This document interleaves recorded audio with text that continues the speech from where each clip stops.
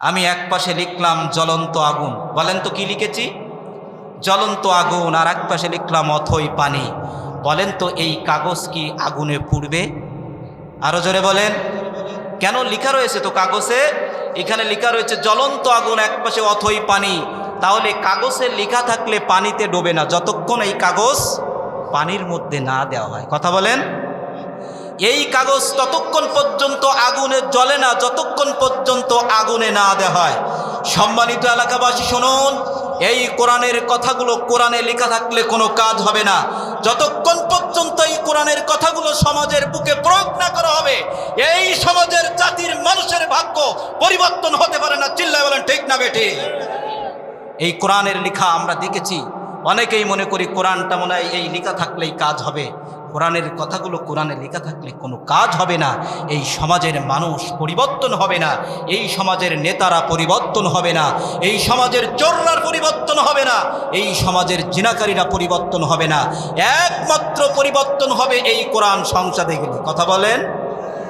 সম্মানিত ভাইরা আমার, আমি দুইটা পয়েন্টের আলোচনা করে আমি আমার আলোচনার মধ্যে ঢুকতে চাই। ছোট্ট একটি আয়াত আপনাদের সামনে আমি তেলাওয়াত করেছি। আল্লাহ পাকের কাছে সাহায্য চাচ্ছি, মহান রব্বুল আলামিন যেন আমাকে সুন্দর করে বলার তৌফিক দান করুন। আমরা বলি আমিন। দুইটা কথা বলবো। একটা হলো এই কোরআন আল্লাহ পাক কেন নাজিল করেছেন। বলেন একটা কথা কি? এই কোরআন কেন এসেছে, কোরআন কেন নাজিল করেছে। দুই নম্বর কথা হলো বিশ্বনবীকে কেন আল্লাহ পাক দুনিয়ায় পাঠিয়েছেন, বিশ্বনবীকে কেন আল্লাহ পাক কি মিশন দিয়ে এই দুনিয়ায় পাঠিয়েছেন। এই দুইটা কথা বলেই আমি আমার তাফসিরের মধ্যে ঢুকতে চাই, যদি আপনারা একটু সাহায্য করেন। কথা বলতে পারবেন তো ইনশাল্লাহ? আপনাদের কথা, আমি মানুষ কম, তারপরে আপনারা যদি একটু আমার সাথে শক্তি না দেন বক্তাও কিন্তু কায়েত হয়ে যাবে। কথা বলেন না কেন? আপনারা স্ট্রং, বক্তাও কি স্ট্রং। পারবেন তো ইনশাল্লাহ তাকবীর দিতে? একটু দিতুন লিল্লাহে তাকবীর, আরো জোরে লিল্লাহে তাকবীর। সম্মানিত ভাইরা আমার খেয়াল করুন, আমি প্রথম যে পয়েন্টের কথা আপনাদেরকে বলেছি, এক নম্বর আল্লাহ পাক এই কোরআন কেন দুনিয়ায় পাঠিয়েছেন। আমরা অনেক মানুষ মনে করি এই কোরআনটা লিখে মনে হয় গলায় তাবিজ লেখার জন্য মনে হয় আল্লাহ পাক দুনিয়ায় পাঠিয়েছেন এর জন্য নাকি। আবার এক শ্রেণীর মানুষ মনে করে এই কোরআনটা লিখে একটু তাবিজ লিখে গলায় ঝুলে রাখলে মনে হয় দায়িত্ব শেষ হবে না। বন্ধুরা না। আবার এক শ্রেণীর মানুষ মনে করে এই কোরআনটা মসজিদে সকালে তেলাওয়াত করব আর মুখে একটা চুমা দিব আর তাকের পরে রেখে দিব, এই জন্য কোরআন এসেছে নাকি। আরো জোরে বলেন, এই জন্য কোরআন এসেছে। কোরআন কি জন্য এসেছে? আল্লাহ রাব্বুল আলামিন বলছেন, আল্লাহ তাআলা বলছেন, আমার সাথে পড়েন, সবাই পড়েন। আলিফ লাম রা কিতাবুন আনজালনাহু ইলাইকা লিতুখরিজান নাস মিনাল যুলুমাতি ইলান নূর। জোরে বলেন আল্লাহু আকবার। মহান রব্বুল আলামিন বলছেন, এই কোরআন কেন আমি পাঠালাম? শোনো শোনো, হে বিশ্বনবী, আমি আপনার পরে একটা কোরআন পাঠিয়েছি। এই কোরআন কেন পাঠিয়েছি শোনো। ইলাইকা লিতুখরিজান নাস মিনাজ যুলুমাতি ইলান নূর। জোরে বলেন আল্লাহু আকবার। এই কোরআনটা পাঠিয়েছি বিশ্বনবী আপনার কাছে, এই জন্য পাঠিয়েছি এই পথহারা মানুষদেরকে, অন্ধকারচ্ছন্ন মানুষদেরকে আপনি ডেকে ডেকে আলোর দিকে নিয়ে আসবেন, এই জন্য আমি কোরআন পাঠিয়েছি। জোরে বলেন আল্লাহু আকবার। কোরআন কি জন্য পাঠিয়েছেন আল্লাহ বলেন? পথহারা মানুষদেরকে পথ দেখানোর জন্য এই কোরআন আল্লাহ পাক পাঠিয়েছেন। যারা পথ হারিয়ে গিয়েছে, এখানে কথা হলো অন্ধকার। আপনি বলতে পারেন হুজুর আপনি তো বললেন অন্ধকার আর আলো, অন্ধকার কি বুঝলাম না, আর আলো কি এটাও বুঝলাম না। হুজুর একটু বুঝিয়ে বলেন। কোরআন মানে হলো আলো। জোরে বলেন কোরআন মানে কি? আর অন্ধকার মানে হলো, তার মানে হলো আল্লাহর আইন, মানে হলো কোরআনের আইন। জোরে কোন কার আইন? তাহলে কোরআন মানে আল্লাহর আইন আলো, আর শয়তানের আইন হলো অন্ধকার। আপনারা অন্ধকার মানবেন না আলো মানবেন? জোরে কোন? আপনারা শয়তানের আইন মানবেন না আল্লাহর আইন মানবেন? আপনি বলতে পারেন, বলেন তো এইবার নামাজ পড়া কার আইন? আরো জোরে বলেন। নামাজ পড়া আল্লাহর আইন। রোজা রাখা কার আইন? জোরে বলেন। পর্দা করা কার আইন? সুদ না খাওয়া কার আইন? তাহলে এইগুলো সব আল্লাহর আইন। এবার বলেন তো নামাজ না পড়া কার আইন? বলেন বলেন, নামাজ না পড়া কার আইন? ঘুষ খাওয়া কার আইন, পদ্মা না করা কার আইন, এইগুলো শয়তানের আইন। তার মানে আমরা এখান থেকেই বুঝলাম শয়তানের আইন আমরা ডিলিট করে দিয়ে আমরা আল্লাহর আইন ধরব। তার মানে হলো কোরআনের আইন ধরব। জোরে কোন সুবহানাল্লাহ। রাজি আছেন তো কোরআনের আইন কারা কারা ধরবেন? দুই হাত তুলে আল্লাহকে দেখান। লিল্লাহি তাকবীর, নারায়ে তাকবীর। এবার সম্মানিত ভাইরা আমার, তাহলে কোরআনের আইন মানে হলো আল্লাহর আইন, আর আল্লাহর আইন মানে হলো আলো, আর অন্ধকার মানে হলো শয়তান। তাহলে আমরা শয়তানের আইন মানব না আল্লাহর আইন মানব? আরো জোরে বলেন কার আইন মানব? তাহলে নামাজ পড়া আল্লাহর আইন, রোজা রাখা আল্লাহর আইন, হজ করা আল্লাহর আইন। তাহলে আপনারা কি জীবনে শুনেছেন নামাজ পড়লে কারোর মারে? কথা বুঝেন নাই আমার। রোজা 30টা যে রোজা রাখলেন, কেউ কি আপনাকে মারছে নাকি? 5 ওয়াক্ত নামাজ পড়লে কেউ আপনাকে মারে না, রোজা রাখলে কেউ মারে না। আপনি পর্দা করবেন, কেউ মারবে না। কিন্তু আপনি যখনই বলবেন আল্লাহর জমিনে আল্লাহর আইন প্রতিষ্ঠা করতে চাইবেন, তখনই কিন্তু আপনার মায়ের ফিরি হয়ে যাবে। কথা বলেন। এই দিন যেই প্রতিষ্ঠা করতে যাবেন, যেই সমাজের বুকে আপনি বলবেন ইনসাফ প্রতিষ্ঠা করো, কোরআন আইন প্রতিষ্ঠা করো, সেই আপনাকে বলবে। বিশ্বনবী কিন্তু ছোটবেলা থেকে আলামিন ছিলেন, তাকে কেউ কিন্তু কোনো খারাপ করতেন না, তার কাছে আমানত দিতেন, তাকে ভালো বলতেন। বিশ্বনবীর মতো কেউ ভালো ছেলে নাই। কিন্তু বিশ্বনবী যখন বললেন চাচা আপনার আইন বাদ, এখন আল্লাহর আইন চলবে, বলেন তো বিশ্বনবীর কি করছিলেন? বলেন না কেন? বিশ্বনবী তখন আর আলামিন না, বিশ্বনবী তখন আর বিশ্বস্ত নয়, বিশ্বনবী তখন আমানতদার নয়, বিশ্বনবী তখন পাগল হয়েছে, বিশ্বনবী তখন জাদুকর হয়েছে। কথা বলেন ঠিক না বেঠিক? আর আপনার সমাজের বুকে, আমাদের সমাজের বুকে নামাজ পড়লে বলে বড় হুজুর, রোজা রাখলে পাগড়ি মাথায় দিলে কয় বড় হুজুর, যখন কাই দিন প্রতিষ্ঠা করতে হবে বলে এর কি রোগে ধরছে নাকি? তখনই এই বলে জঙ্গি। কি বলে? বলে সংসদে পাগড়ি দিলেই জঙ্গি। আছে না নাই? কিন্তু যারা জঙ্গি বলে শুনে রাখো, তোমাদের অবস্থা কিন্তু তোমরা এখনো ইতিহাস থেকে শিক্ষাও নাও নাই। আবু জহেল না, কিছুদিন আগেও তোমরা বাংলা থেকে শিক্ষাও নাও না। কোরআনে যারা বিরোধিতা করেছে তারা কিন্তু দেশ ছেড়ে চলে গিয়েছে। কথা বলেন ঠিক না বেটি? এর সামনেও যারা কোরআনের বিরোধিতা করবে সাবধান, তারা কিন্তু দেশ ছেড়ে চলে যাবে। কথা বলেন। আজকের আবু জহেল এই কোরআনকে সম্মান অপমান করার কারণে আবু জহেল ছিল হিরো, হয়ে গেলেন কি? আরো জোরে বলেন। আবু জহেল হয়ে গেলেন জিরো।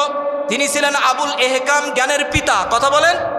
তিনি ছিলেন জ্ঞানের পিতা, কিন্তু কোরআনকে অপমান করার কারণে তিনি হয়ে গেলেন পাগল, তিনি হয়ে গেলেন জিরো হয়ে গেলেন। কিন্তু এই কোরআন হযরত ওমর রাদিয়াল্লাহু তাআলা আনহু, এই হযরত ওমর রাদিয়াল্লাহু তাআলা আনহু এই কোরআনকে আটকে ধরার কারণে, কোরআনকে মহব্বত করার কারণে হযরত ওমর জিরো থেকে হয়ে গেলেন হিরো। জোরে কান সুবহানাল্লাহ।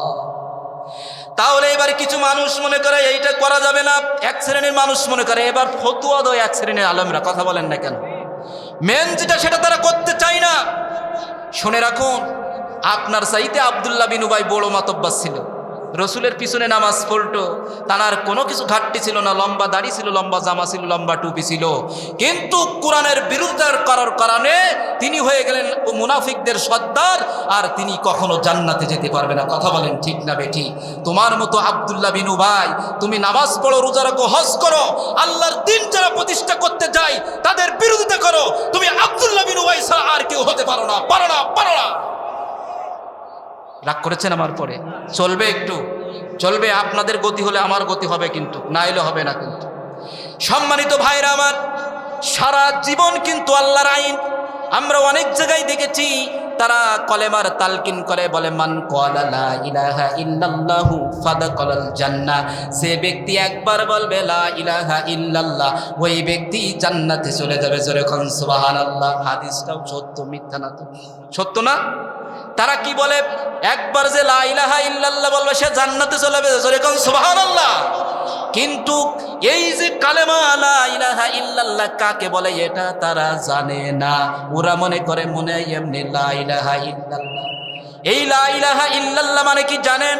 লা ইলাহা ইল্লাল্লাহ মানে আল্লাহ ছাড়া কোনো মাবুদ নেই। বলেন আমার সাথে, আল্লাহ ছাড়া কোনো মাবুদ নাই।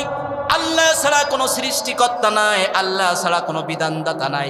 আর এক আল্লাহ শব্দের অর্থ হলো লা ইলাহা ইল্লাল্লাহ, মানে হলো আপনি স্বীকার করে নিলেন আল্লাহর আইন ছাড়া কারোর আইন মানা যাবে না।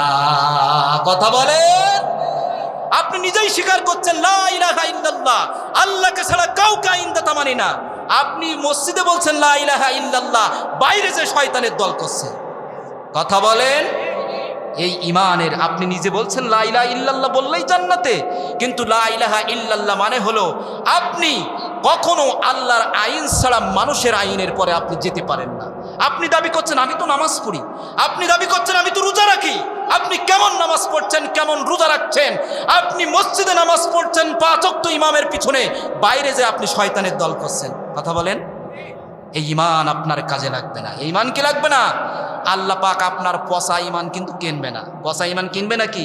আরে আপনাকে যদি বলে একটা ইলিশ মাছ কিনে আনেন, আপনি 1000 টাকার নোট নিয়ে যাবেন, বাজারে ঘুরে ঘুরে দেখবেন পচা ইলিশ মাছকে কিনবেন আপনি? জোরে বলেন, আপনি নগদ কিনবেন, কি কিনবেন? ভালোটা কিনবেন না পচাটা কিনবেন? তাহলে আপনি দুনিয়ায় টাকা দিয়ে কিনছেন ভালোটা। আল্লাহ বলছেন ইন্নাল্লাহ হাসতারা মিনাল মুমিনিনা আনফুসাহুম আমওয়ালাহুম বিআন্না লাহুমুল জান্নাহ। আল্লাহ বলছেন আমি তোমাদের কাছে আমার জান্নাত বিক্রি করেছি বিনিময় জান আর মাল। তাহলে আপনার আমার ইমান যদি পচা হয়, বলেন তো আল্লাহ কি কিনবেন জান্নাত দিয়ে? কথা বলেন, আল্লাহ পাক কিনবেন না। তাহলে কলেমার কথা আমি একটা উদাহরণ দিই, আপনি বুঝবেন। যখন নতুন বিয়ে হয়, বিয়ে হওয়ার পরে স্বামী স্ত্রীর কি বলে দেয়? কাজী সাহেব বলে, উদাহরণ দিচ্ছি জ্ঞানীদের জন্য বুঝবেন, একটু যদি ধৈর্য ধরতে পারেন আলোচনা ভালো লাগবে আমি মনে করি। একটা বিয়ে হলে একজন কবুল যখন পড়ায়, তখন কি কবুল পড়ায় দেওয়ার পরে বলে না এত টাকা এত দিলমোহরে কবুল, তুমি কি রাজি? এরকম কিছু বলে কিনা আপনাদের এলাকা? আমাদের এলাকা সব জায়গায় এটা বলে। তো এটা বলার পরে যখন স্বামী স্ত্রী যখন বাড়িতে গিয়েছে, বাড়িতে যাওয়ার পরে এইবার স্ত্রী এরকম একটা লিস্ট ধরিয়ে দিয়েছে। এইবার লিস্টে রয়েছে নারকেলের তেল, কসমেটিক, ফেয়ার অ্যান্ড লাভলি, সব কিছু লিস্ট আছে। আমার মা বাবা আসবে, শাড়ি কাপড়, ইলিশ মাছ, গরুর গোশত, মুরগির মাংস, এরকম লিস্ট ধরিয়ে দিয়েছে। দেওয়ার পরে স্বামীর কাছে যখন দিয়ে, শুনছেন আপনারা, শুনছেন? এরকম লিস্ট যখন ধরায় দিয়েছে, দেওয়ার পরে স্বামীর চোখ গেছে বড় বড় হয়ে, বলছে আমি যখন কবুল বলছিলাম তখন তো তোমার স্ত্রী বলে কবুল বলছিলাম, এই যে লিস্ট দিয়েছো এইগুলো তো আমি মেনে নেব না। বলেন যে নতুন বোর যদি এই কথা বলে, ওর মন কি খুশি না বেজার? আরো জোরে বলেন, খুশি না বেজার? তখন স্ত্রী বলতেছে, স্ত্রীর মনটা খারাপ হয়েছে, বলছে দাঁড়া তোর মজা আমি দেখছি। এবার স্বামী চলে গেল বাজারে, বাজার করতে চলে গেল, স্ত্রী চলে গেল, স্ত্রীর বাড়িতে থাকলো। এবার স্বামী বাজার থেকে বাড়ি এসে দেখে যে সেই নতুন স্ত্রী বাড়ি নেই। শুনছেন আমার কথা? নতুন স্ত্রী কোথায় নেই? বাড়ি নেই। ফোন দিয়েছে, বলে জান তুমি কোথায়? বলে আমি আসি আমার এক বন্ধুর বাড়িতে। কি বলছে শুনছেন? বলছে আমি আসি এক বন্ধুর বাড়ি। বান্ধবীর বাড়ি থাকলেও কাজ হয় নাকি? আসে কোথায়? নতুন স্ত্রী যদি কারোর বন্ধুর বাড়ি থাকে, মাথায় কি কাজ করবে? তখন বলছে কেমন কথা, তুমি আমার নতুন স্ত্রী, আমি আজকের এই এলাকার একজন সম্মানী ব্যক্তি, আমার স্ত্রী, তুমি অন্য বিটামানসির ঘরে যাবা, এটা তো ইজ্জত থাকবে না, তুমি কেন গেলে? তা বলছে আমি যখন কবুল পড়েছিলাম শুধু তোমার ঘরে থাকবো, এটা তো কোনো কথা ছিল না, তখন তো অন্য মানুষের ঘরেও থাকবে, এটা আমার ইচ্ছা। সম্মানিত ভাই, স্বামী যদি এইভাবে বলে, স্ত্রী যদি এইভাবে বলে, এই বিয়ে কি টিকবে? আরো জোরে বলেন টিকবে? এক পর্যায়ে ঝগড়া বেঁধে, ফাসাদ বেঁধে, এক পর্যায়ে তালাক হয়ে বিচ্ছেদ হয়ে যাবে। কথা বলেন ঠিক না বেঠিক? সম্মানিত ভাইয়ের আমার খেয়াল করুন, এই যখনই কবুল পড়ে নিয়েছে, এর মধ্যে কিন্তু স্ত্রী সব কিছু ঢুকে গিয়েছে। কথা বলেন, নারকেল তেল, ফেয়ার অ্যান্ড লাভলি, যত খরচ পর্চা সবই কবুলের মধ্যে ঢুকে গিয়েছে। কোনো কিছু কি বাদ আছে? সম্মানিত ভাইরা আমার খেয়াল করুন, আপনি যখন পড়ে নিয়েছেন লা ইলাহা ইল্লাল্লাহু মুহাম্মাদুর রাসূলুল্লাহ, এই কালেমার মধ্যে নামাজ ঢুকেছে, এই কালেমার মধ্যে রোজা ঢুকেছে, এই কালেমার মধ্যে ফরজ পর্দা ঢুকেছে, এই কালেমার মধ্যে হালাল ব্যবসা ঢুকেছে, এই কালেমার মধ্যে আল্লাহর জমিনে আল্লাহর দ্বীন কায়েম করতে হবে, দ্বীন প্রতিষ্ঠা করতে হবে, এটাও ঢুকে গেছে। কথা বলেন ঠিক না বেঠিক? আপনি একটা মানবেন, একটা মানবেন না, এটা করলে আপনি মুসলমান হতে পারবেন? কথা ক্লিয়ার? আপনি নামাজ পড়লেন না, দিন প্রতিষ্ঠার কাজ করলেন না, আপনি বললেন আমি জান্নাতি, হবে নাকি? হবে? হবে। রব্বুল আলামিন বলছেন কোরআনের কিছু অংশ মানব, কিছু মানবা না, এটা করলে তুমি পরিপূর্ণ মুমিন হতে পারবা না।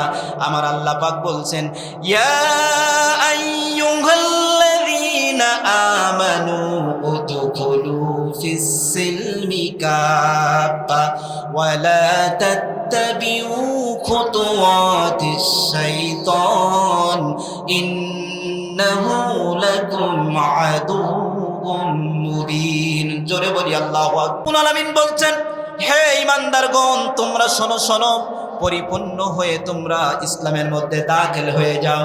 বলেন তো পরিপূর্ণভাবে ইসলামের মধ্যে দাখিল হতে বললেন কে? আরো জোরে বলেন কে?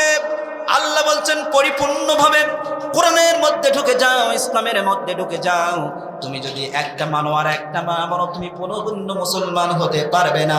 তুমি মুনাফিক হয়ে মুনাফিকের খাতায় নাম হয়ে যাবে। কথা বলেন ঠিক না বেঠিক? আল্লাহ বলছেন, ঈমানদারগণ, উদখুলু ফিস সিলমি কাফা, তোমরা পরিপূর্ণভাবে ইসলামের মধ্যে ঢুকে যাও, ইসলামের মধ্যে পরিপূর্ণভাবে দাখিল করো। আর শয়তানের পথ অনুসরণ করো না। শয়তান তোমাদের প্রকাশ্য শত্রু। কথা কান আল্লাহু আকবার। শয়তান আমাদের প্রকাশ্য শত্রু। সম্মানিত ভাইরা আমার, খেয়াল করো, যদি আপনি পরিপূর্ণ মুমিন হতে চান, নামাজও পড়া লাগবে, রোজাও রাখবে, হজও করা লাগবে, আল্লাহর জমিনে আল্লাহর দিন প্রতিষ্ঠা করার দরকার আছে না নাই? আরো জোরে বলেন ঠিক না বেঠিক?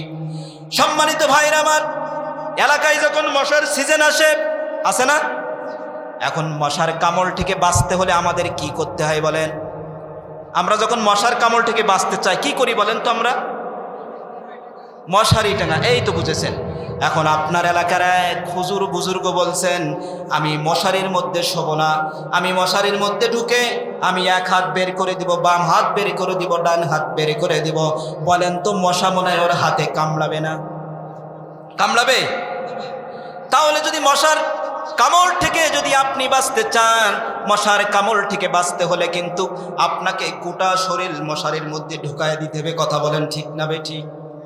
মশারির মধ্যে যদি আপনার গোটা শরীরটা ঢুকিয়ে দিতে পারেন, আল্লাহর কসম দিয়ে বলি মশা আপনার কামড়াবে না। ওই রকম ইসলামের মধ্যে আপনি যদি পরিপূর্ণ হয়ে ঢুকে যান, আপনি নামাজ পড়লেন, রোজা রাখলেন, হজ করলেন, কিন্তু দিন প্রতিষ্ঠা করলেন না, বলেন তো আপনি কি মুমিন হতে পারবেন না মুনাফিক হয়ে মারা যাবেন? ওই মশা যেমন হাত বের করে দিলে কামড়াবে, ওই রকম আপনি যদি একটা অংশ না মেনে বের করে দেন, আপনি মুমিন হতে পারবেন না। সম্মানিত ভাইরা আমার, আমি আরেকটা পয়েন্টের কথা বলেছিলাম যে বিশ্ব নবীকে কেন আল্লাহ পাক পাঠিয়েছেন, বিশ্ব নবীর কি মিশন দিয়ে আল্লাহ পাক পাঠিয়েছেন, এটা জানার দরকার আছে না নাই? আরো জোরে বলেন, জানার দরকার আছে না নাই? আল্লাহ রাব্বুল আলামিন বিশ্ব নবীকে কেন দুনিয়ায় পাঠালেন? এবার আল্লাহ পাক বলছেন, দেখেন, হুয়াল্লাযী আরসালা রাসূলাহু বিল হুদা ওয়া দীনিল হক লিইযহিরাহু আলাদ-দীনি কুল্লিহি ওয়ালাউ কারিহাল মুশরিকুন। জোরে বলেন আল্লাহু আকবার। মহান রব্বুল আলামিন বলছেন, আল্লাহ রব্বুল আলামিন বলছেন, হুয়াল্লাযী আরসালাহু রাসূলাহু বিল হুদা, আমি দুনিয়ায় রাসূলকে প্রেরণ করেছি একটা হিদায়াত দিয়া, একটা হিদায়াত দিয়া আর একটা ধর্ম দিয়া আমি বিশ্ব নবীকে পাঠিয়েছি। বিশ্ব নবীকে পাঠিয়েছি কি দিয়ে? একটা ইসলাম দিয়ে, দিন দিয়ে, ধর্ম দিয়ে আমি আপনাকে পাঠিয়েছি, আর একটা হিদায়াত দিয়ে আপনাকে পাঠিয়েছি। কারণ কি জানেন? বলেন তো এই পৃথিবীতে কি শুধু ইসলাম ধর্ম না আরো আছে? আরো জোরে বলেন, আরো আছে না নাই? পৃথিবীতে শুধু ইসলাম ধর্ম নাই, পৃথিবীতে 4000-এর বেশি ধর্ম রয়েছে। যেমন হিন্দু, খ্রিস্টান, বৌদ্ধ, এরকম ভাবে 4000-এর অধিক ধর্ম রয়েছে। 4000-এর মধ্যে বলেন তো আল্লাহর ধর্মের নাম কি? আরো জোরে বলেন, আল্লাহর ধর্মের নাম কি? আল্লাহ পাক বলছেন, ইন্না, আল্লাহর বাছাই করা, মনোনীত, পছন্দ করা ধর্মের নাম হলো ইসলাম। জোরে কোন আল্লাহু আকবার। এখন আল্লাহ বলছেন আলাদ-দীনি কুল্লিহি, এই পৃথিবীতে যত ধর্ম রয়েছে, হাজারো হাজার ধর্ম রয়েছে, একটা ধর্মবাদে, ইসলাম ধর্মবাদে বাকি যতগুলো ধর্ম আছে মানুষের তৈরি করা ধর্ম। জোরে কোন ঠিক না বেঠিক? তাহলে একটা ধর্ম বাদে সব ধর্ম মানুষের তৈরি করা। কথা বলেন না কেন? বলেন তো এখন মানুষের ধর্ম মানবো না আল্লাহরটা মানবো? আল্লাহ বলছেন আলাদ-দীনি কুল্লিহি, হে বিশ্ব নবী আমি আপনি কি কেন পাঠিয়েছি? এই পৃথিবীতে যত ধর্ম রয়েছে এই সকল ধর্মগুলোকে উৎখাত করে ইসলামকে প্রতিষ্ঠা করার জন্য, দিন প্রতিষ্ঠা করার জন্য আমি নবী আপনাকে পাঠিয়েছি। জোরে কোন সুবহানাল্লাহ। তাহলে বিশ্ব নবীকে কেন পাঠিয়েছেন বোঝা যায়। এই পৃথিবীতে যত ধর্ম রয়েছে, যত মিথ্যা ধর্ম রয়েছে, যত বাতিল ধর্ম রয়েছে, তো এই ইসলামবাদের সকল ধর্মগুলো বাতিল। ওই ধর্মগুলোকে নিভাইয়া দিয়া আল্লাহ বলছেন যে আমার দিন ইসলামকে প্রতিষ্ঠা করবা। কার কথা? কার কথা? কার কথা? আল্লাহ বলছেন আমার দিন প্রতিষ্ঠা করতে হবে। এখন একটু ছোট্ট করে বলি, আপনারা বুঝবেন, আপনারা সবাই জ্ঞানবান মানুষ। রসুলকে যখন মশা কামড়াতো তখন আল্লাহ বলতো যে আমার বিশ্ব নবীর গায়ে মশা কামড়ায় আমার ভালো লাগে না। কে বলছেন এই কথা? আল্লাহ বলছেন বিশ্ব নবীর গায়ে মশা পড়লে আমি আল্লাহর ভালো লাগে না। আবার বিশ্ব নবীর গায়ে যদি রোদ পড়ে আমি আল্লাহর ভালো লাগে না। বিশ্ব নবী যেখান দিয়ে যায় ছায়ার ব্যবস্থা করে দেন, তিনি কে? আরো জোরে বলেন তিনি কে? এখন আপনাদের কাছে একটু প্রশ্ন দিতে চাই, যে বিশ্ব নবীর গায়ে মশা পড়লে আল্লাহর ভালো লাগে না, যে বিশ্ব নবীর গায়ে রোদ লাগলে আল্লাহর ভালো লাগে না, বলেন তো ওই বিশ্ব নবীকে যখন তায়েফে রক্তাক্ত করলেন আমার আল্লাহ মনে ছিলেন না? ছিলেন। একদিকে রোদ লাগলে ভালো লাগছে না, একদিকে মশা কামড়ালে ভালো লাগছে না, আবার একদিকে বিশ্ব নবীর তায়েফে রক্তাক্ত করছেন, আমার আল্লাহ ছিলেন না? আমার আল্লাহ কি ঘুমাচ্ছিলেন নাকি? আমার আল্লাহ ঘুম পড়েন? লা তাখুযুহু সিনাতুন ওয়ালা নাওম। আমার আল্লাহ তো ঘুমের কথা দূরের কথা, ঘুমের ঝিমটিটাও আমার আল্লাহর আসে না। জোরে কোন সুবহানাল্লাহ। তাহলে এখান থেকে কি বুঝলাম? বিশ্ব নবীর গায়ে রোদ লাগলে ছায়া দিচ্ছেন, আবার মশা কামড়ালে তাড়াইয়া দিচ্ছেন, আবার একদিকে তায়েফে রক্তাক্ত হচ্ছেন, আবার ওহুদের মাঠে দন্দান শহীদ হচ্ছেন। আমার আল্লাহ কিছু বলছেন না কেন? মাথায় কিছু খেলে নাকি? মাথায় কিছু বোঝেন? যে একদিকে রোদ লাগলে ভালো লাগছে না, আবার ছায়া দিচ্ছেন, আবার একদিকে মশা কামড়ালে তাড়াইয়া দিচ্ছেন ফেরেশতার মাধ্যমে, কিন্তু আল্লাহর নবী তায়েফে রক্ত হচ্ছেন, ওহুদে দাঁত শহীদ হচ্ছেন, সেদিকে কোনো খেয়াল নাই। কারণ কি? আমার আল্লাহ বলছেন বিশ্বনবী শুনুন। খেয়াল করছেন আপনারা? এইবার আসল কথাটা শুনেন। বিশ্বনবীকে বলছেন আমি দুনিয়ায় আপনাকে যে কারণে পাঠিয়েছি, আপনার যে মিশন, আপনার যে ভীষণ, এইটা এবার শুনুন। আপনার আসল ভীষণ হলো, আপনার আসল মিশন হলো আল্লাহর জমিনে আলাদ্দিন কুল্লিহি, এই জমিনে কোরআন প্রতিষ্ঠা করার জন্যে, ইসলাম প্রতিষ্ঠার করার জন্যে আমি নবী আপনাকে দুনিয়ায় পাঠিয়েছি। এইবার এই দিন প্রতিষ্ঠা করতে যে, এই দিন খাড়া করতে যে যদি আপনার যদি রক্তাক্ত হন, তার শহীদ হয় শিহাবে আবু তলেবে, যদি আপনি 3 বছর জেল খাটেন, এটা আমার যায় আসে না। আপনি কোরআন প্রতিষ্ঠা করতে যে, ইসলাম প্রতিষ্ঠা করতে যে আপনার জীবন থাকবে না যাবে, আমি আল্লাহর দেখার বিষয় না, এ ব্যাপারে কোনো ছাড় নাই।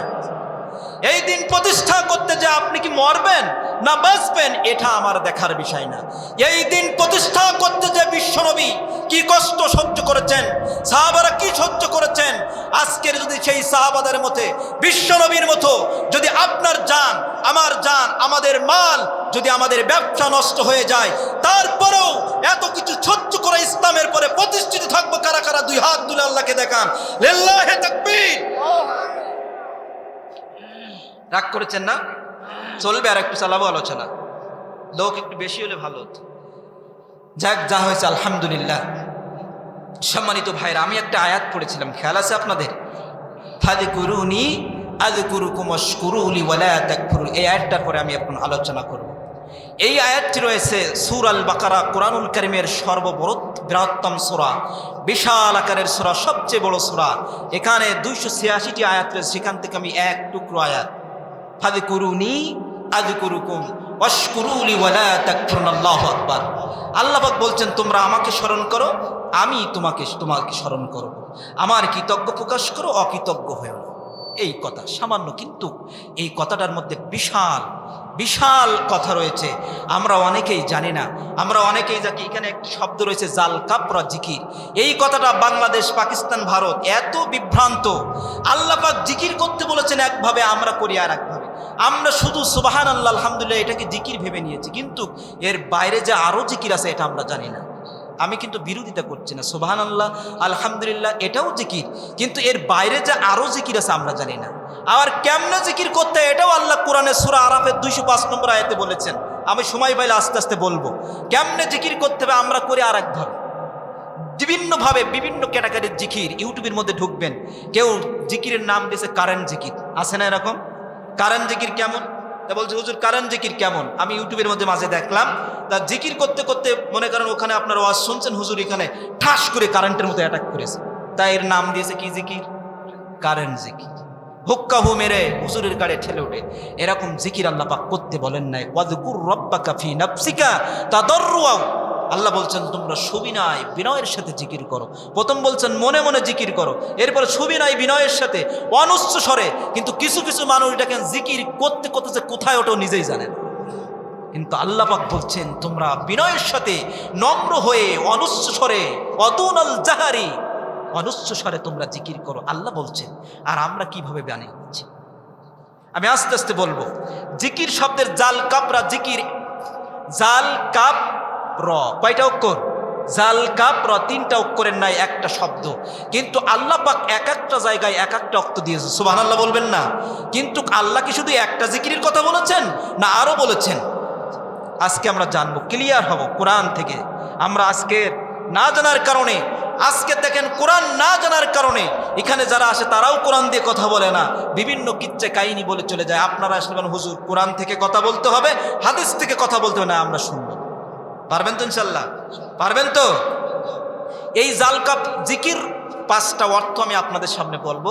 দেখেন 5টা জায়গায় 5 রকমের অর্থ, শুনবেন তো আপনারা? আল্লাহ রাব্বুল আলামিন জাল কাপ জিকির শব্দের প্রথম নম্বর অর্থ করেছেন কুরআন। আমার সাথে বলেন জাল কাপ জিকির শব্দের প্রথম অর্থ কি? আরো জোরে বলেন কি? আল্লাহ পাক সূরা হিজরের 9 নম্বর আয়াতে বলছেন ইন্না নাহনু নাযালনা যিকরা ওয়া ইন্না লাহু লাহাফিজুন। জোরে বলেন আল্লাহু আকবার।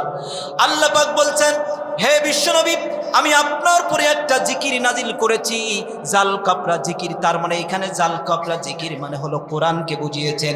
হে নবী, আমি আপনার পরে কোরআন নাজিল করেছি, আর এই কোরআন আমি নিজেই সংরক্ষণ করব। জোরে কোন সুবহানাল্লাহ। বলেন তো এই কোরআন নাজিল করেছেন কে? আরো জোরে বলেন কে? এই কোরআনকে হিফাজত করবেন কে? এই কোরআনকে যদি কেউ নিচ্ছিন্ন করে দিতে চায়, এই কোরআনকে যদি কেউ দুনিয়া থেকে, এই কোরআনের আইনকে মুছিয়ে দিতে চায়, কেউ পারবে? আপনাদেরকে বিশ্বাস হয়? কেউ পারবে না। সেই ইতিহাস থেকে শিক্ষা নিয়ে, নবীদের যুগ থেকে নিয়ে এই পর্যন্ত এখনো কোনো প্রমাণ নাই যে কোরআন নিচ্ছিন্ন করে দিয়েছেন। কারণ কোরআন জ্বালিয়ে দিবেন তিনি কে? কোরআনের আলো জ্বালাবেন তিনি কে? আরো জোরে বলেন তিনি কে? তাহলে জাল কাপরা জিকির শব্দের প্রথম নম্বর হলো কোরআন। তার মানে হলো জিকির, কোরআন সবচাইতে বড় জিকির।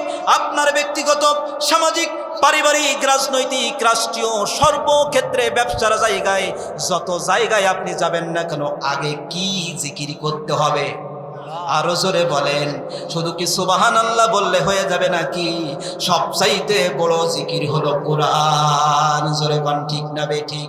আল্লাহ রাব্বুল আলামিন বলছেন এই কোরআন আমি আসমান থেকে নাজিল করেছি, আর এই কোরআনের বিরোধিতা কেউ যদি করতে আসে, এই কোরআনকে উৎখাত করতে আসে, আল্লাহ পাক বলছেন ওয়া ইন্না লাহু লাহাফিদুন, এই কোরআনকে আমি আল্লাহ সংরক্ষণ করে দেব। জোরে কোন সুবহানাল্লাহ।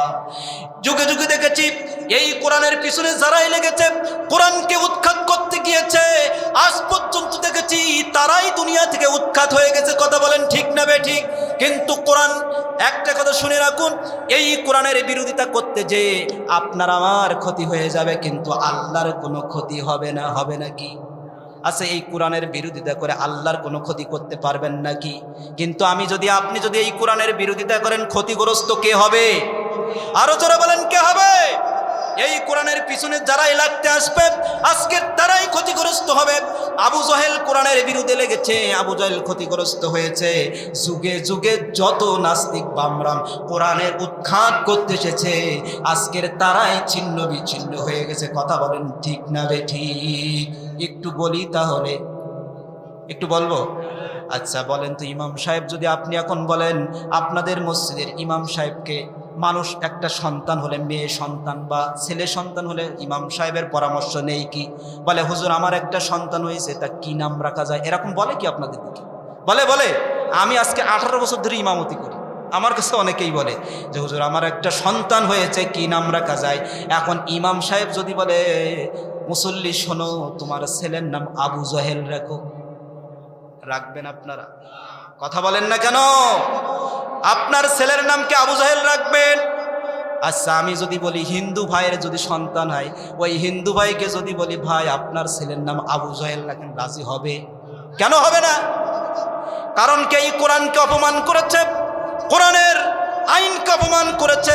আল্লাহ পাক তাকে এত ঘৃণিত করে দিয়েছেন, এত লাঞ্ছিত করে দিয়েছেন, তার নামটাও দুনিয়ায় কেউ রাখতে চায় না। আচ্ছা এটা বাদ দিলাম, এখন যদি বলি মানুষ বাড়িতে কুকুর পোষে না, কুকুর পোষে, এই কুকুরের নাম দেয় লালু খালু, এরকম দেয় কিনা বলেন? দেই এরকম লালু খালু নাম দেয়। এখন আমি বললাম ঠিক আছে, আপনার বাড়ির যে কুত্তাটা আপনি পুষেছেন, আমি ইমাম সাহেব আপনার কুত্তার নামটা আবু জাহেল রাখেন, রাজি হবেন? তাও রাখবেন না? কি ঘৃণিত করে দিয়েছেন আল্লাহ! মানুষকে বলছে কুত্তার নাম আবু জাহেল রাখে, তাও রাজি না। কারণ কি? আরো জোরে বলেন। কারণ কি? এই কোরআনের সাথে গাদ্দারি করেছে, আল্লাহর আইনের সাথে গাদ্দারি করেছে। এই জন্য আবু জাহেলের নামটা পর্যন্ত মানুষ কি কুত্তা, তার ছেলের নাম তো দূরের কথা, একটা হিন্দু মানুষও তার ছেলের নাম রাখে না। এমনকি সৌদি আরব যারা যায় সেখানে আন্তর্জাতিক টয়লেটখানা করে দিয়েছে। আজকের কোরআনকে অপমান করার কারণে যত হাজী সাহেব যায় তার বাড়ি কি করে? বাথরুম করে না, টয়লেট করে। এটা হলো কোরআনকে অপমান করার কারণে। কারণ কি? কিছু মানুষ কয় কোরআনের সাথে রাজনীতির কোনো সম্পর্ক নেই, এরকম বেয়াদব আছে না নাই? আরো যারা বলেন আছে না নাই? কোরআনের সাথে রাজনীতির সম্পর্ক নাই, এটা হলো গন্ডমূর্খ। কথা বলেন ঠিক না বেঠে? আল্লাহ বলছেন কি? দেখেন আল্লাহ বলছেন আমি মানুষকে রাষ্ট্র ক্ষমতা দিই আবার রাষ্ট্র কেড়ে নিই, এটা কি আমার কথা না আমার আল্লাহর কথা?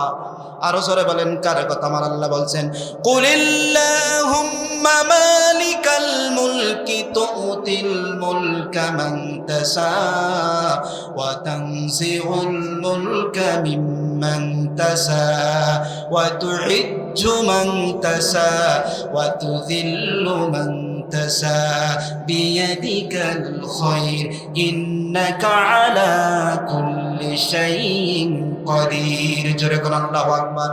আল্লাহ বলছেন আমি যাকে ইচ্ছা তাকে রাষ্ট্র ক্ষমতা দান করি, আবার যাকে ইচ্ছা রাষ্ট্র কেড়ে নিই। এখন মনিরামপুরে আমি থাকতাম 17 বছর, ওখানে আমার এক উস্তাদ ছিলেন। উস্তাদকে এক মন্ত্রী সাহেব ডেকে নিয়ে বলছেন শোনেন, আল্লাহ বলছেন সূরা ইমরানের 26 নম্বর আয়াতে যাকে ইচ্ছা আল্লাহ পাক কোরআনের এই রাষ্ট্র ক্ষমতা দেন, আবার যাকে ইচ্ছা কেড়ে নেন। তাই এই বুবুজানের ক্ষমতা আল্লাহ দিয়েছেন, তা আপনাদের মাথা ব্যথা কেন? বুঝছেন? এই কোরআনে বলছেন কি আল্লাহ যাকে ইচ্ছা তাকেই রাষ্ট্র ক্ষমতা দেন, তা বুবুজানকে দিয়েছে, তো হুজুর তোমাদের মাথা ব্যথা কেন? তখন আমার ওই উস্তাদ তিনি বললেন যে শোনেন, ফিরাউনকে ক্ষমতা দিয়েছেন তিনি কে? আরো জোরে বলেন তিনি কে? তাহলে ফিরাউনকে তিনি আল্লাহ ক্ষমতা দিয়েছেন, আবার কেড়েও তো তিনি নিয়েছেন। কিন্তু এই আয়াতের পরের শব্দটা এরা বোঝে না, এরা ওই প্রথম শব্দ বুঝেছে। এখানে একটা রহস্য আছে। দেখেন আল্লাহ পাক বলছেন আমি যাকে ইচ্ছা তাকে রাষ্ট্র ক্ষমতা দিই, রাষ্ট্র ক্ষমতা দিয়ে যাকে ইচ্ছা তাকে সম্মান দান করি, আবার যাকে রাষ্ট্র ক্ষমতা দিয়ে আবার অনেককেই অপমান করে দুনিয়া থেকে তাড়াইয়া দিই। কথা বলেন ঠিক না বেটি? যেমন দেখেন, এবার আমার সাথে বলেন বুশকে ক্ষমতায় দিয়েছিলেন কে? ডব্লিউ বুশকে দিয়েছিলেন কে? এই বুশ কি ক্ষমতায় অপমানের সাথে বিদায় নিয়েছে না সম্মানের সাথে বিদায় নিয়েছে? অপমান, লাস্টে জুতার বাড়ি খেয়ে গিয়েছে। কথা বলেন ঠিক না বেটি? নমরুদকে রাষ্ট্র ক্ষমতা দিয়েছিলেন কে? আরো জোরে বলেন কে? তাহলে নমরুদকে আল্লাহ পাক রাষ্ট্র ক্ষমতা দিয়েছিলেন, লাস্টে কিন্তু সে অপমানের সাথে বিদায় হয়েছে না সম্মানের সাথে? লাস্টে ন্যাংলা মশা দিয়ে আল্লাহ বিদায় করেছে, ভালো মশাও তার কপালে জুটি না। কথা বলে। এবার বলেন তো ফিরাউনকে ক্ষমতা দিয়েছিলেন তিনি কে? তাহলে ফিরাউনকে রাষ্ট্র ক্ষমতা দিয়েছেন, কিন্তু আল্লাহই দিয়েছেন, কিন্তু ওই ফিরাউনকে অপমানের সাথে চির বিদায় করে দিয়েছেন। বলেন তো বর্তমানে যে লেডি ফিরাউন ছিল, বলেন তো একে ক্ষমতা দিয়েছিলেন কে? আরো জোরে বলেন কে? আবার বলেন তো এই ব্যক্তি কি সম্মানের সাথে বিদায় নিয়েছে না অপমানের সাথে? কথা বলেন না কেন? ভয় পাচ্ছেন আপনারা? ভয় পাচ্ছেন নাকি? তাহলে এখান থেকে বোঝা গেল আল্লাহ পাক রাষ্ট্র ক্ষমতা দেয়, আবার দেখে আল্লাহ পাক রাষ্ট্র ক্ষমতা দিয়ে 4টা কন্ডিশন দেয়। কয়টা? 4টা দায়িত্ব দেয়। তার মানে আল্লাহ বলে আমি রাষ্ট্র ক্ষমতা দিই, দেখি আমার এই 4টা কথা ওরা মানে কি। যারা আমার পদ্ধতিতে রাষ্ট্র চালাবে আজকের তাদেরকে আমি সম্মানের সাথে দুনিয়া থেকে বিদায় করবো। জোরে কোন আল্লাহু আকবার। বলেন তো আল্লামা দিলওয়ার হোসেন সাঈদীও কি ক্ষমতায় ছিলেন কিনা বলেন? বলেন তো এই লোকের জন্য আমাদের ভালোবাসা কম না বেশি?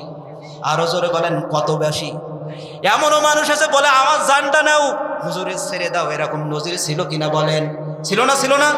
তাহলে এই লোকটাও তো ক্ষমতায় ছিল, কিন্তু আজকের তাকে এত ভালোবাসা দিল। আর এমন কিছু মানুষ আছে তারা যদি মারা যায় বলে মরেছে না বাঁচছে, শালা শয়তান বহু জ্বালাইছে, এরম আছে না? আর কিছু মানুষ মারা গেলে কাঁদে, আসমান কাঁদে, গাছ কাঁদে, জমিন কাঁদে, এরাই হলো প্রকৃতপক্ষে আল্লাহওয়ালা। জোরে কোন ঠিক না বেঠিক? তার মানে আল্লাহ বলছেন আমি রাষ্ট্র ক্ষমতা দিই, রাষ্ট্রের কিছু দায়িত্ব আছে, এই দায়িত্বগুলো যদি তারা মানে আমি আল্লাহ পাক তাদেরকে সম্মানের সাথে দুনিয়া থেকে বিদায় করি। আর যখন দেখি আমি রাষ্ট্র ক্ষমতা দিয়েছি, আমার কোরআন বাদ দিয়ে নিজের বাপের আইন মতো দেশ চালায়, ঘাল ঢাক্কা দিয়ে দাদার বাড়ি পাঠাইয়া দিই। কথা বলেন না কেন? আপনারা তো কথা বলছেন না, আওয়াজ হয় না। আল্লাহ পাক বলছেন কেমন দেখেন, কোন 4টা কাজ আল্লাহ পাক যাদেরকে রাষ্ট্র ক্ষমতা দিয়েছেন তাদেরকে কোন কাজ 4টা কাজ আল্লাহ পাক ফরজ করেছেন। আমার সাথে পড়েন, যারা পড়েন আল্লাযীনা ইম্মাক্কান্নাহুম ফিল আরদি আকামুস সালাতা ওয়া আতুজ যাকাতা ওয়া আমারু বিল মা'রুফ ওয়া নাহাউ আনিল মুনকার। জোরে কোন আল্লাহু আকবার। আল্লাহ পাক বলছেন আমি যাকে রাষ্ট্র ক্ষমতা দিই তাকে 4টা কাজ ফরজ করি। নাম্বার 1 হলো আকামুস সালাত, তারা জমিনে নামাজ প্রতিষ্ঠা করবে, নামাজ কায়েম করবে। বলেন তো তাহলে যাদেরকে রাষ্ট্র ক্ষমতায় দিবেন তারা প্রথম কি কায়েম করবে? নামাজ কায়েম করবে। 54 বছর ধরে কি কোনো দেখেছেন যে রাষ্ট্র ক্ষমতায় এসেছে কেউ কি আল্লাহর ওলি কি নামাজ প্রতিষ্ঠা করেছে? এরকম দেখেছেন নাকি?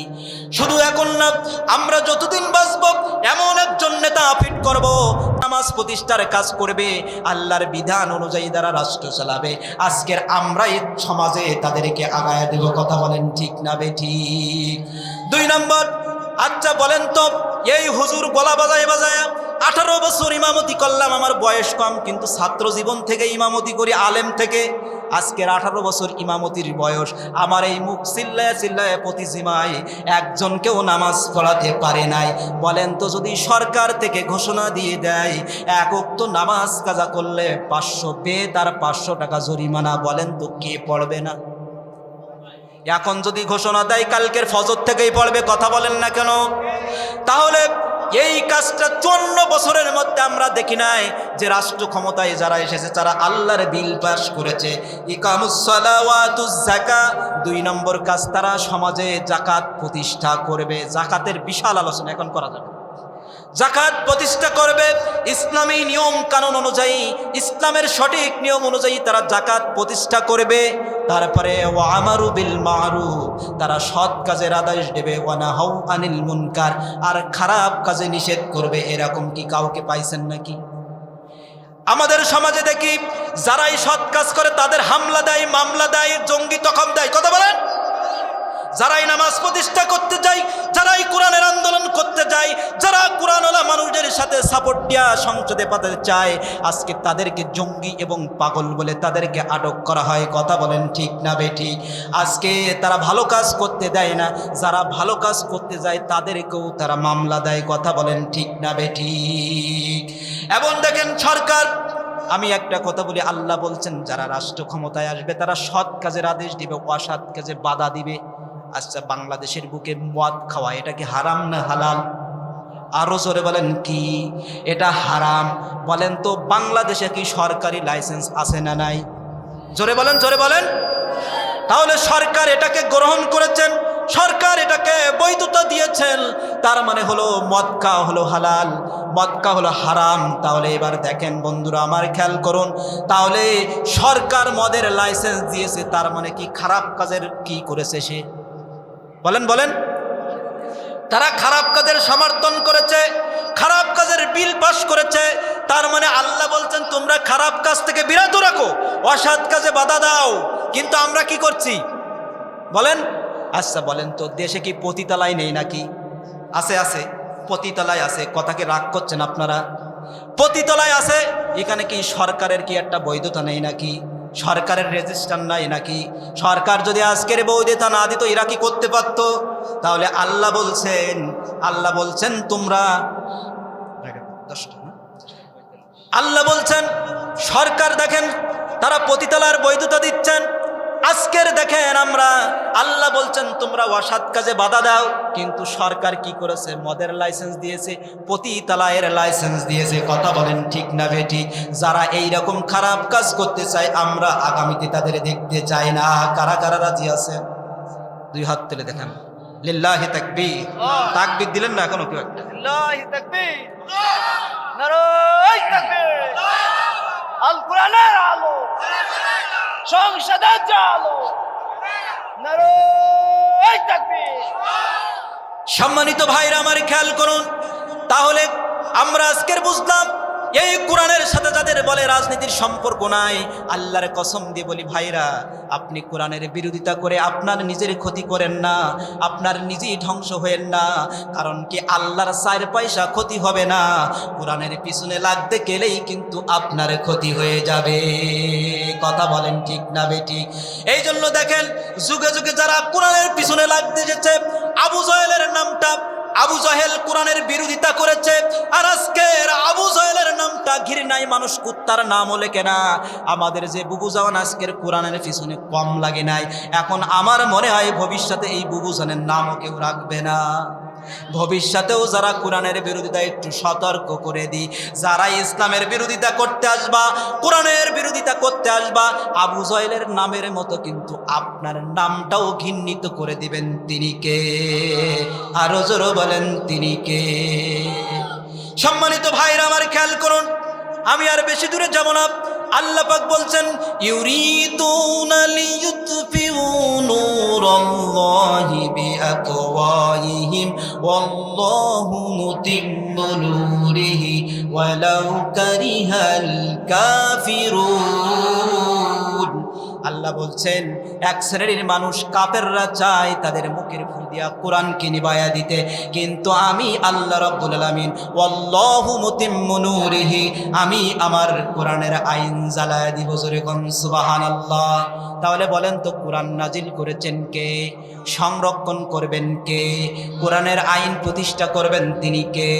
চেষ্টা করবে কে? চেষ্টাও আল্লাহ করবে। কারা করবে? চেষ্টা আমরা করব। আল্লাহ পাক প্রতিষ্ঠা করে দিবেন। যেমন নবী কষ্ট করেছেন, ওই রকম আমাদেরকে কষ্ট করতে হবে। তাহলে 1 নম্বর জাল কাফরা জিকির শব্দের অর্থ হলো কোরআন। আমরা 1 নম্বর শব্দের অর্থ বলেছি কোরআন। 2 নম্বর শব্দের অর্থ বলবো এবার।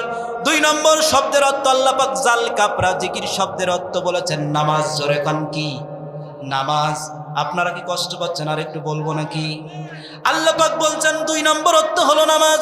ইয়া আইয়ুহাল্লাযীনা আমানু ইযা নুদিয়া লিস-সালাতি মিন ইয়াউমিল জুমআ ফাসআউ ইলা যিকরিল্লাহি ওয়া দারুল বাই যালিকুম খায়রুল লাকুম ইন কুনতুম তা'লামুন। জোরে বলেন আল্লাহু আকবার।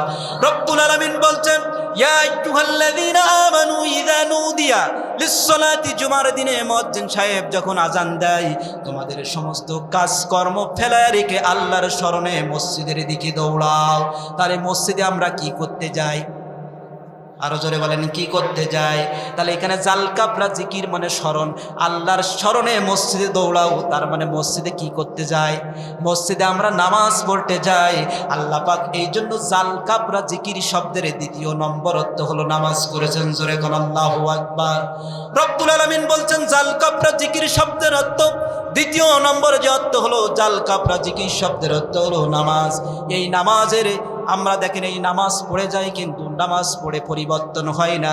আল্লাহ বলছেন ইন্নাস সালাতা তানহা আনিল ফাহশাই ওয়াল মুনকার। যে ব্যক্তি নামাজ পড়বে ওই ব্যক্তি খারাপ কাজ করতে পারে না।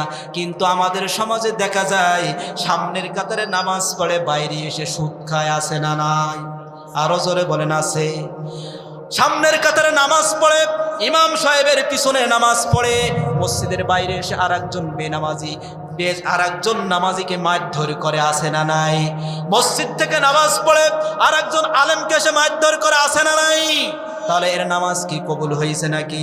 নামাজ কবুল না হওয়ার দুইটা কারণ আছে। আমার এই ছোট্ট মেধাতে আমি একটু রিসার্চ করেছি। আল্লাহ বলছেন যারা নামাজ পড়বে খারাপ কাজ করবে না। আমি চিন্তা করলাম কি কারণটা, মানুষ তো নামাজ পড়ে কেন অন্যায় কাজ করে? আমি দুইটা রিসার্চ করে পেয়েছি। এক নম্বর হলো নামাজ পড়তে গেলে যে সূরা কিরাত, যে দোয়া কালাম লাগে, এটা আমরা জানি না, এটা আমি এখন বলবো না। আর একটা কারণ আছে, সেটা হলো নামাজের শিক্ষা। এই নামাজ থেকে আমরা শিক্ষা নিচ্ছি না, এই জন্য আল্লাহর দরবারে নামাজ কবুল হচ্ছে না। আসুন আমরা জানি। আমি আপনাদেরকে গুরুত্বপূর্ণ চারটা পয়েন্ট বলবো, সময় বেশি নাই। চারটা পয়েন্ট হলো আল্লাহ রাব্বুল আলামিন এক নম্বরে বলছেন নামাজ থেকে আমরা যে শিক্ষা পাই, নামাজ থেকে আমরা বিনয়ী শিক্ষা পাই। তার মানে নামাজ শিক্ষা দিচ্ছে তুমি ভদ্র হও, বিনয়ী হও। তাহলে নামাজ থেকে কি হতে হবে? বিনয়ী হতে হবে, ভদ্র হতে হবে। আচ্ছা বলেন তো, আমরা যখন আল্লাহু আকবার বলে হাত বেঁধে ফেলি, তখন কি আমরা এদিক ওদিক তাকাতাকি করি নাকি? করি। তখন আমরা ভদ্রতার সাথে, আমরা জানি নামাজের আল্লাহ পাক আমাদের সাথে কথা বলা শুরু করে দেন, অথবা আমরা নম্রতার সাথে ভদ্রতার সাথে নামাজে দাঁড়ায়া যায়। তাহলে নামাজ শিক্ষা দিল আপনি ভদ্র হবেন, বিনয়ী হবেন। কিন্তু বাইরে এসে দেখি যে আমরা ঈদের দিন রাত্রে তারাবি শেষ করে, মনে করেন ঈদের দিন রাত্রে, চাঁদ রাত্রে নামাজ পেড়ে, ঈশার নামাজ পড়ে এসে মাগরিব পড়ে এসেই দেখি চায়ের দোকানে মারামারি। কি শিক্ষা পেল বলেন? কি শিক্ষা পেল? নামাজ শিক্ষা দেয় নম্র ভদ্র। রোজা 30টি রাখার সাথে সাথে মাগরিবের নামাজ পড়ে এসে আমি চায়ের দোকানে চা খাচ্ছি, দেখি যে কাঠ দিয়া দুইজনে বাড়ু করছে। বলেন তো তারা কি কোনো শিক্ষা পেয়েছে নামাজ থেকে? আমরা ইতিপূর্বে কত নজির দেখেছি মসজিদে সামনের কাতারে নামাজ পড়ে। আল্লাহ বলছেন নামাজ থেকে তোমরা বিনয়ী শিক্ষা নাও। আবার বাইরে এসে একজন দাড়িওয়ালা কোরআনওয়ালা মানুষের গায়ে কেমনে হাত তোলে বলেন? বলেন তো, যারা আলেমদের গায়ে হাত তোলে এটা কি ভদ্র না অভদ্র? আরো জোরে বলেন, যারা কোরআন বলা মানুষের গায়ে হাত দেয় ভদ্র না অভদ্র? তাহলে নামাজ শিক্ষা দিল বিনয়ী হও। আল্লাহ পাক বলছেন যদি তোমরা বিনয়ী হয় কি লাভ হবে? দেখেন, قد أفلح المؤمنون الذين هم في صلاتهم خاشعون। আল্লাহ বলছেন ওই সমস্ত মুমিন সফল যারা নামাজে বিনয়ী ভদ্র। জোরে কোন আল্লাহু আকবার। আপনারা বলতে পারেন হুজুর নামাজ যে বিনয়ীর সাথে পড়বো, নামাজ যে খুশুর সাথে পড়বো, এতে আমাদের লাভ কি? এতে লাভ আছে না নাই? আচ্ছা বলেন তো, পিতা যখন মারা যায়, পিতার এই জায়গা জমি সম্পদের মালিক কে হয়? আরো জোরে বলেন কে হয়? এই পিতা মাতার যত সম্পদ থাকে তার ছেলে মেয়ে সন্তানেরা তার জায়গার মালিক হয়ে যায়। আচ্ছা বলেন তো এতে কি কোনো দলিল টলিল করা লাগে না কি? না অটোমেটিক? আরো জোরে বলেন। অটোমেটিক তার ছেলেরা জায়গা জমির মালিক হয়ে যায়, ওয়ারিশ হয়ে যায়, কোনো কিছু করা লাগে না। আমার আল্লাহ পাক বলছেন ওই রকম ভাবে যারা নামাজে খুশি বিনয়ী, তারাও এরকম অটোমেটিক জান্নাতুল ফেরদাউসের ওয়ারিশ হয়ে যায়। আল্লাহ রাব্বুল আলামিন বলছেন উলাইকা হুমুল ওয়ারিসুন আল্লাযীনা ইয়ারিসুনাল ফিরদাউসা হুম ফিহা খালিদুন। জোরে বলেন সুবহানাল্লাহ। আল্লাহ বলছেন পিতামাতা মারা যাওয়ার সাথে অটোমেটিক যেমন ভাবে সন্তানেরা জায়গা জমির মালিক হয়ে যায়, ওইরকম নামাজে যারা খুশু খুজু বিনয়ের সাথে নামাজ আদায় করে অটোমেটিক ভাবে জান্নাতুল ফিরদাউসের ওয়ারিশ হয়ে যায়। সুবহানাল্লাহ বলেন, আরো জোরে বলেন সুবহানাল্লাহ। তাহলে নামাজের প্রথম শিক্ষা হলো বিনয়ী হতে হবে, ভদ্র হতে হবে। আপনি সমাজের মানুষের সাথে সবার সাথে ভদ্র ব্যবহার করবেন, তাহলে আল্লাহর দরবারে নামাজ কবুল হবে। 2 নম্বর অর্থ হলো নামাজ ঐক্য শিক্ষা দেয়। কি শিক্ষা দেয় বলেন বলেন? নামাজ ঐক্য শিক্ষা দেয়। আচ্ছা বলেন তো, আপনাদের মসজিদের ইমাম সাহেব যে ইনি কি একা নামাজ পড়েন না সবাইকে নিয়ে? আরো জোর বলেন, সবাইকে নিয়ে। তার মানে নামাজ একা নামাজ পড়লে জামাতে নামাজ হয় না, নামাজ পড়তে হলে সবাইকে নিয়ে জামাতবদ্ধ হয়ে জামাতে নামাজ পড়তে হয়। তার মানে এখান থেকে শিক্ষা পাইলাম যে ঐক্যবদ্ধ হয়ে নামাজ পড়তে হয়। তাহলে মসজিদে যেমন ঐক্যবদ্ধ হয়ে নামাজ পড়েছি, ওই রকম মসজিদ থেকে শিক্ষা নিয়ে সমাজে ঐক্যবদ্ধ হয়ে এই কোরআনটা আঁকড়ে ধরার দরকার আছে না না? কিন্তু আমরা কি করি, বাবা এই টুপি রে, 5 কলি টুপি ছিটকায়। আর এক গ্রুপের টুপি বলে বাবা ভালো না, আমি নিজেই ভালো, মানে সবটা খারাপ ও নিজেই ভালো। এরকম আছে না নাই? এরকম ভাবে আলিয়া কওমিকে দেখতে পারে না, আবার কওমি আলিয়াকে দেখতে পারে না। সিরা পাঞ্জাবি আবার গোল পাঞ্জাবি দেখতে পারে না। মহা ঝামেলা। এখন আলেমে আলেমে শত্রু আর জালেমে জালেমি দোস্তি। কি মিথ্যা বলছি?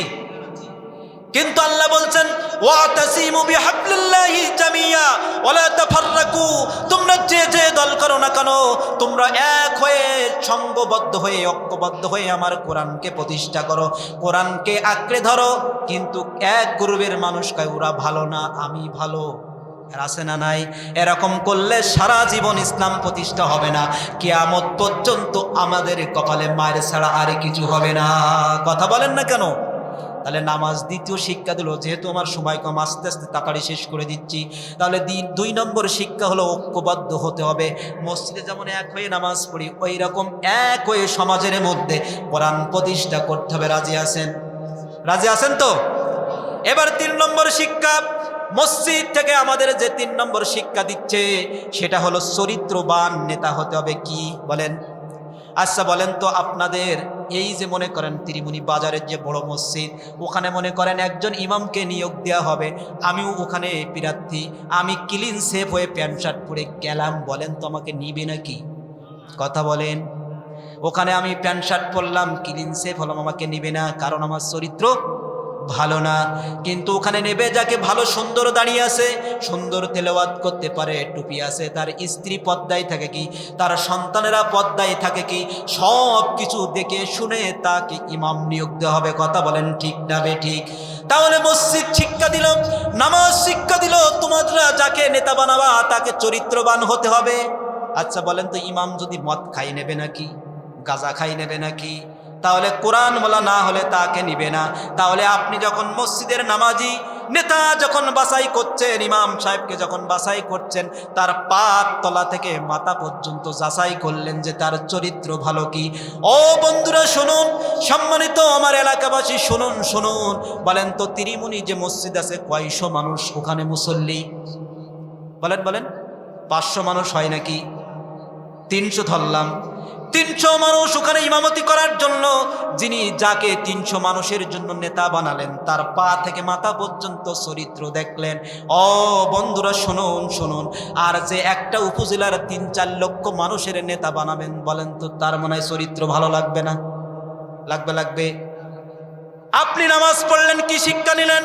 যে নেতা হবে, যে ইমাম হবে, তার চরিত্র হবে 100।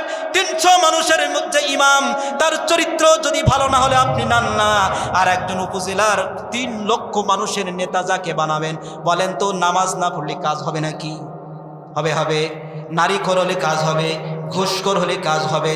আপনাদের সবার খেয়াল রাখতে হবে, সমাজের নেতা যেমন হবে, মসজিদের নেতা যেমন হবে, সমাজের নেতা তেমন হবে। ওই রকম চরিত্রবান দেখে দেখে আপনাদেরকে সাপোর্ট দিতে হবে। রাজি আছেন তো? কারা কারা রাজি নেই 2 হাত তুলে দেখান। আলহামদুলিল্লাহ, আপনার সচেতন আছেন। তাহলে নামাজ 3 নম্বর যে শিক্ষা দিল, কি করতে হবে? চরিত্রবান নেতা বাছাই করতে হবে। আমার কথা বুঝছেন? চরিত্রবান নেতা বাছাই করতে হবে।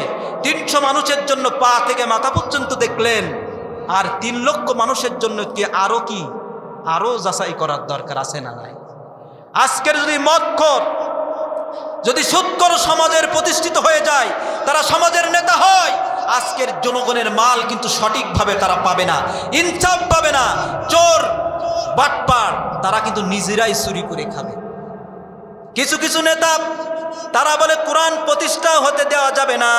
আমাদের দেশে দেখা যায় যারা কলাচোর আর কচুচোর তাদের সমস্ত বিচার হয়, কিন্তু যারা লক্ষ লক্ষ টাকা মেরে খায় তাদের কোনো বিচার হয় না। এই এমপি সাহেব, মন্ত্রী সাহেব, সমাজের নেতারা মনে করে এই আল্লাহর কোরআন যদি প্রতিষ্ঠা হয়ে যায়, আল্লাহর কোরআন যদি প্রতিষ্ঠা হয়ে যায়, আল্লাহর কোরআনের মধ্যে রয়েছে চোরের হাত কেটে দাও। আমরা তো লাখ লাখ টাকা জনগণের চুরি করি, তাহলে তো আগে আমাদের হাত কাটা পড়বে, দরকার নেই, কোরআনকে থামাই রাখা যায় কত কিভাবে, ওইটা দেখ। কথা বলেন। আজকের আমাদের সমাজে বড় চোর লুকায় আছে, তারা চায় না যে কোরআন প্রত্যেকটা জায়গায়, প্রত্যেকটা প্রশাসনের লোক যেখানে যা বলেন না কেন, তারা চায় নাই যে কোরআন প্রতিষ্ঠা হোক। কথা বলেন। কারণ এই কোরআন সংসদে গেলে, এই কোরআন দিয়ে সমাজ প্রতিষ্ঠা হলে তারাও সুদ খেতে পারবে না। কথা বলেন। এই জন্য তারা চায় নাই, এই জন্য আমাদের চাই নাই। কিন্তু আমরা মুসলমান, আমরা আল্লাহর বান্দা, আমাদের কিয়ামত পর্যন্ত যতদিন বাঁচবো ততদিন আমরা কোরআনের সাথে থাকবো। জোরে বলি ইনশাআল্লাহ, আরো জোরে বলি ইনশাআল্লাহ। তাহলে 3 নম্বর গেল। এবার 4 নম্বর নামাজের শিক্ষা। 4 নম্বর নামাজের শিক্ষা হলো, বলেন তো নামাজে যখন ইমামতি করে ইমাম সাহেব যখন ভুল করে, বলেন তো ইমাম সাহেব যখন লোক ভুল করে, একটা আয়াত যখন ফেলায় চলে যায়, বলেন তো পিছন থেকে লোকমা দেয় কিনা বলেন? আচ্ছা, আমার মনে হয় ভ্যান যে চালায় সে লোকমা দিতে পারবে না? পারবে? যে রিক্সা চালায় সে দিতে পারবে, যে ধনী মানুষ সেও দিতে পারবে। তার মানে ইমাম সাহেব, ইমাম মানে নেতা, ইমাম সাহেব যদি ভুল করে একজন রিক্সা চালকও ভুল ধরায় দিতে পারবে, একজন ভ্যান চালকও দিতে পারবে, একজন কৃষকও দিতে পারবে, একজন কোটিপতিও ভুল ধরায় দিতে পারবে। ইমাম সাহেব যদি বলে রিক্সাওয়ালা তুমি কেন ভুল ধরাচ্ছে, এত বড় সাহস, কোনো এরকম শক্তি কি ইমাম সাহেবের আছে নাকি? ইমাম সাহেব এটা করতে পারে না। ও বন্ধুরা খেয়াল করে শুনুন, জ্ঞানী মানুষের জন্য বলছি, ইমাম সাহেব যেমন ভুল করলে ভুল ধরায় দিলে, সুতরাং ইমাম সাহেব সেটা ভুল শুধরায় নেয়। বলেন তো সমাজের যে নেতা হবে ও যদি কোনো ভুল করে, বলেন তো একজন রিক্সা চালক যদি এমপি সাহেবকে বলে ভাই আপনার বলো ভুল হচ্ছে, ও কি মানবে? বলেন তোর কানের জায়গায় কান থাকবে নাকি? বলে এত বড় সাহস তুই ভ্যান চালাস, তুই আমারে ভুল ধরতে এসেছিস। ওর মামলা যে করা দেবে তো নিজেই টের পাবে না। ঘুমির ঘরে ধরে দেবে, বলে চল, তা আমার তো মামলা নেই, কয়টা লাগবে চল। এত বড় সাহস তোর, রিক্সা চালাস আর আমারে ভুল ধরিস। কিন্তু মসজিদের নামাজ কি শিক্ষা দিল? ইমাম সাহেব নেতা মানুষ যে ভুল করবে তাকে লুকমা দিলে সে ভুল শুদ্ধ করে নিবে। আর ওই রকম ইমাম সমাজে দরকার আছে না না? সমাজের এমপি সাহেব যদি ভুল করে, একজন রিক্সা চালক বলবে স্যার আপনার এটা ভুল হচ্ছে, এবার সেই এমপি সাহেব বলল ঠিক আছে, হ্যাঁ ঠিক আছে, আমি এটা ঠিক করে নিলাম, এই হবে ইমাম, এই হবে নেতা। তাহলে নামাজ, জাল কাবরা জিকির শব্দের 2 নম্বর অর্থ কি বলেন? বলেন 1 নম্বর অর্থ কি? আরো জোরে বলেন। 1 নম্বর অর্থ হলো কোরআন। জাল কাবরা জিকির শব্দের 2 নম্বর অর্থ হলো নামাজ। 3 নম্বর জিকির শব্দের অর্থ হলো উপদেশ। বলেন কি? 3 নম্বর শব্দের জিকির শব্দের অর্থ হলো উপদেশ। আল্লাহ রাব্বুল আলামিন বলছেন সূরা কাফের 45 নম্বর আয়াতে বলছেন, ফাযাক্কির বিল কুরআনি মান ইয়াখাফু ওয়াঈদ। জোরে বলেন আল্লাহু আকবার। রব্বুল আলামিন বলছেন, হে বিশ্বনবী, যারা আমি আল্লাহকে ভয় করে, জাহান্নামকে ভয় করে, কবরের আযাবকে ভয় করে, আপনি তাদেরকে কোরআনের মাধ্যমে উপদেশ দেন। বলেন কার মাধ্যমে? কোরআনের মাধ্যমে উপদেশ দেন। তাহলে আল্লাহ রাব্বুল আলামিন কোরআন দিয়ে ওয়াজ করতে বললেন, বলেন কি দিয়ে? আল্লাহ নিজেই বললেন তোমরা কোরআন দিয়ে ওয়াজ করো। কোরআনের বাইরে যত ওয়াজ আছে সব হলো মিথ্যা ওয়াজ। আবার বিশ্বনবী বলছেন মান ক্বালা বিহি সাদাকা, যে ব্যক্তি কোরআন দিয়ে কথা বলে ওই ব্যক্তি সত্য কথা বলে। জোরে কোন ঠিক না বেঠিক? তাহলে আল্লাহ বলছেন যে কোরআন দিয়ে ওয়াজ করে সেই সত্য ওয়াজ করে। আবার রাসূল বলছেন যে কোরআন দিয়ে ওয়াজ করে সেই সত্য ওয়াজ করে। তার মানে এইখান থেকে আমরা বুঝলাম যে ব্যক্তি কোরআন দিয়ে ওয়াজ করে ওই সত্য ওয়াজ করে, যে ব্যক্তি কোরআন দিয়ে তাফসীর করে ওই ব্যক্তি সত্য তাফসীর করে, যে ব্যক্তি সত্য কোরআন দিয়ে দল করে ওই সত্য দল করে, যে ব্যক্তি কোরআন দিয়ে নেতা মানে ওই সত্য নেতা মানে। তার মানে কোরআনের বাইরে যত ওয়াজ, যত দল, যত ইসলাম বিরোধী দল আছে না কেন সব হলো নাস্তিক দল, সব হলো শয়তানের দল। কথা বলেন ঠিক না বেঠে? আমরা চাই কোরআনের ওয়াজ, কারণ আপনি প্রত্যেকটা জায়গায় যদি কোরআন দিয়ে ওয়াজ করেন, আজকের এই সমাজটা আপনার পরিবার থেকে শুরু করে নিয়ে এই সমাজের জাতির সব মানুষগুলো পরিবর্তন হয়ে যাবে। জোরে কোন আল্লাহু আকবার। ফাযাক্কির বিল কোরআন, আল্লাহ পাক বলছেন, হে নবী, বিশ্ব নবীকে নিজেই বলছেন যে তোমার কোনো বানানো কথা বলা যাবে না। আল্লাহ বলছেন সূরা হাক্কার মধ্যে, আমার নবী যদি কোনো নিজের বানানো কথা বলতেন আমি বিশ্ব নবীর ডান হাতকে চেপে ধরতাম। শুধু তাই নয়, বিশ্ব নবী যদি আমি আল্লাহর বাইরে একটা কথা বলতেন বিশ্ব নবীর কণ্ঠনালীকে আমি কেটে দিতাম। বিশ্ব নবীকে বলছেন কোরআন ছাড়া কোনো কথা বলা যাবে না। তার মানে বিশ্ব নবীকে বলছেন তুমি যেখানেই ওয়াজ করবা কোরআন দিয়ে ওয়াজ করো। আজকের একটু ভিন্ন ওয়াজ করে যায়, এতক্ষণ করলাম অন্যরকম ওয়াজ। আল্লাহ বলছেন তোমরা জিকির করো, কোরআন দিয়ে উপদেশ দাও। আমি শুধু বলবো, শুধু কেমন জিকির দেখেন, আপনি যদি পরিবার থেকে শুরু করে নিয়া রাষ্ট্রীয় পর্যন্ত যদি কোরআন দিয়ে উপদেশ দিতেন, আল্লাহর কসম দিয়ে বলি এই সমাজে বাংলাদেশের মধ্যে একটা মানুষও খারাপ থাকতো না। আমি আসি প্রথম পর্যায়ে একটু। এবার মনে করেন আপনার যে সন্তান, অনেক জায়গায় মাঝে একদিন গেলাম পাবনাতে, ওখানে বলে একটা ছোট্ট বাচ্চাকে নিয়ে এসে বলে হুজুর একটু দোয়া করে দেন। আমি বললাম কি দোয়া? বলে হুজুর আমার ছেলের জন্য দোয়া করেন যেন আপনাদের মতো বড় আলেম হতে পারে। আমি আবার একটু তাকলাম, আলেম হবে নাকি? বলছে হ্যাঁ। আমি বললাম শোনেন, আগে আলেম বানাতে হলে আপনি যদি বলছে একটু কাদের জিলানীর মতো হতে পারে। আমি বললাম যদি আপনার ছেলেকে সাইদি বানাতে চান, যদি আপনার ছেলেকে মিজানুর রহমান আজারি বানাতে চান, যদি কাদের জিলানী বানাতে চান, তাহলে তো আপনার স্ত্রীকে আগে কাদের জিলানীর মা হতে হবে। কথা বলেন না কেন? কথা বলেন। আপনি ইসলাম মানেন না, আপনি ইসলামের বিরোধিতা করেন, আপনার স্ত্রী ইসলামের বিরোধিতা করে, ইসলামের শত্রু, আর আপনি সেখানে কাদের জিলানী হবে? অত সহজ নাকি? এই জন্য বললাম আগে কাদের জিলানী তুমি হও, তুমি কাদের জিলানীর আব্বা হও, তোমার স্ত্রীকে কাদের জিলানীর মা হতে হবে, তাহলে আপনার সন্তানকে আলেম বানিয়ে দিবেন। তিনি কে? নেপালিয়ান বলেছেন give me a good mother I will give a good nation. আমাদেরকে ভালো একটা জাতি দাও, আমি তোমাদেরকে ভালো একটা মা, আমাকে একটা ভালো মা দাও, আমি তোমাদেরকে একটা ভালো জাতি দেবো। জোরে কোন ঠিক না বেঠিক? সম্মানিত ভাইরা, এবার একটু খেয়াল করুন, যদি সমাজের বুকে যদি যারা ওয়ার্ড পর্যায়ে যারা কাজ করে, মেম্বার সাহেব, যদি আজকের ওয়ার্ডের মেম্বার যদি কোরআন দিয়ে ওয়াজ করতো, বলেন তো এই ওয়ার্ডে কি কোনো খারাপ মানুষ থাকতো? মেম্বাররা কেমনে কোরআন দিয়ে ওয়াজ করতো? নিজেই কোরআন পারে না। কথা বলেন না কেন?